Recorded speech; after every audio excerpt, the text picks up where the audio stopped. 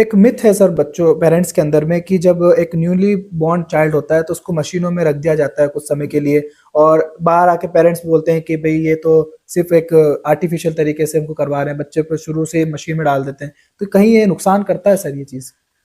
Actually हम लोगों का माइंडसेट अभी डेवलप नहीं हुआ है।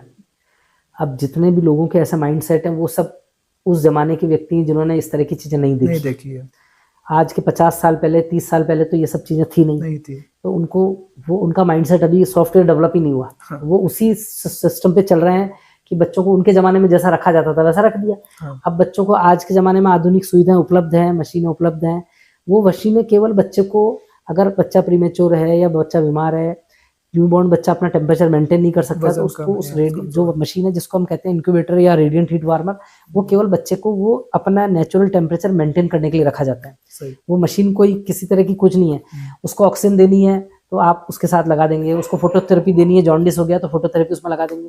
पर आम आदमी को दूर से लगता है कि किसी मशीन में जैसे कोई पिंजरे में डाल दिया, but it is not machine या पिंजरा।